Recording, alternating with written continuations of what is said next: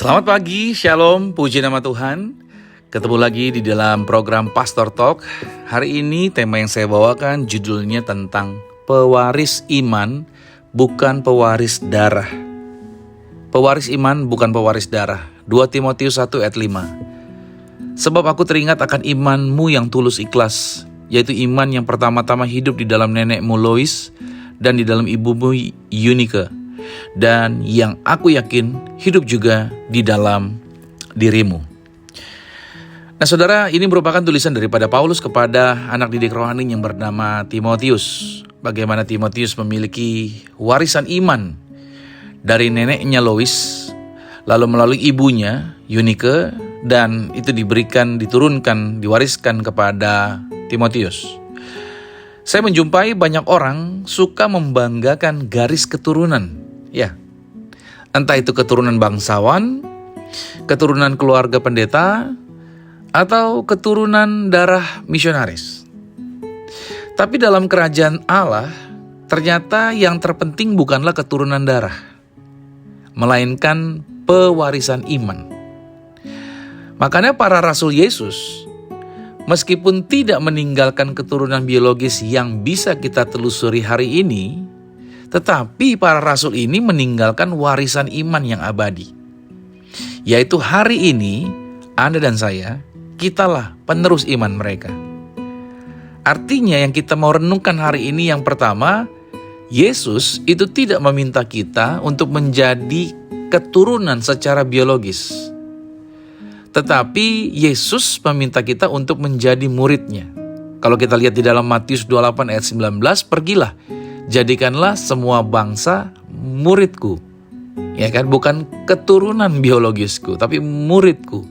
Nah, tugas utama gereja itu bukanlah menjaga silsilah, tetapi melahirkan murid yang menghidupi, yang menjalankan hidup dalam ketaatan mengenai di dalam ajaran Kristus. Kita tidak dipanggil untuk menjadi anak secara darah, tetapi anak dalam iman dan di dalam ketaatan. Nah, perenungan yang kedua adalah iman itu bukan diwariskan secara genetik, ya, tetapi ditanamkan lewat teladan. Nih, banyak orang suka salah berpikir. Kalau bapaknya pendeta, anaknya harus jadi pendeta juga gitu kan. Sekarang salah berpikir kalau bapaknya hamba Tuhan, orang tuanya hamba Tuhan, berarti keturunannya juga akan menjadi hamba Tuhan dan lain sebagainya. Ya, setiap orang tua tentunya ingin anak-anaknya meneruskan. Tidak salah kalau orang tuanya hamba Tuhan, berkerinduan anak-anaknya juga menjadi hamba Tuhan. Itu tidak salah. Tapi harus diingat baik bahwa yang kita wariskan itu iman. Dan iman tidak diwariskan secara genetik, tapi diwariskan melalui keteladanan dari orang tuanya kepada anaknya. Sebagaimana Timotius yang diwarisi iman, yaitu oleh neneknya dan ibunya tadi, dilanjutkan oleh ibunya. Pewarisan iman itu terjadi melalui hubungan yang hidup, hubungan yang konsisten, hubungan yang penuh dengan kasih. Itulah warisan yang akan diberikan. Jadi kita harus ingat baik nih, bahwa yang diwariskan bahwa iman yang diwariskan itu bukan secara genetik, tapi dengan tindakan, dengan perbuatan yang nyata. Nah, perenungan yang ketiga adalah bahwa kitalah anak-anak rohani dari rasul-rasul.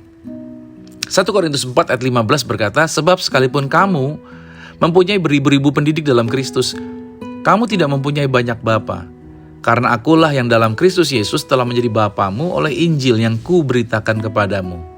Nah, artinya Rasul Paulus menyebut Timotius dan Titus, ya kan, walaupun itu bukan anak biologisnya, tetapi Paulus menyebut mereka sebagai anak-anak rohaninya.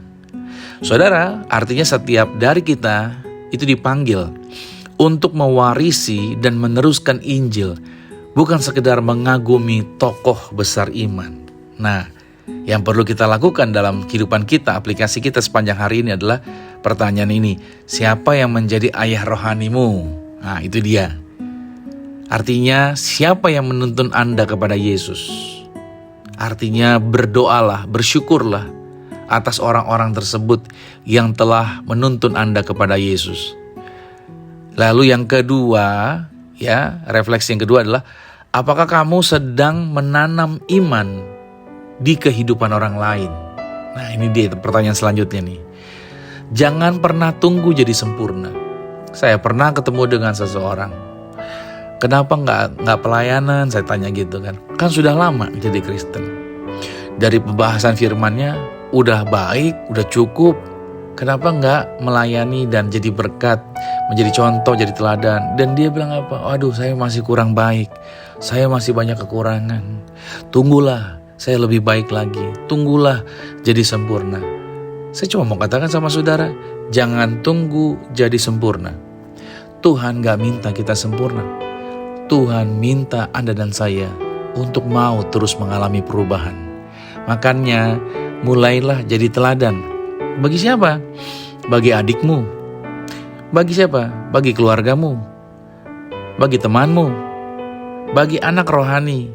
Atau bagi setiap murid yang ada di sekitar saudara. Jadi artinya, ini yang kita lakukan untuk menanam iman di dalam kehidupan orang lain. Lalu refleksi yang ketiga adalah bawa warisan ini ke generasi selanjutnya. Ini penting sekali nih. Bawa warisan iman ini ke generasi berikutnya. Jadi bukan hanya cerita, tapi nilai, ketaatan, dan iman yang hidup itu harusnya kita wariskan kepada generasi berikutnya. Nah, saya closing, artinya Anda dan saya, semua kita yang mendengarkan siaran ini, kita tidak perlu harus menjadi keturunan para rasul secara darah gitu.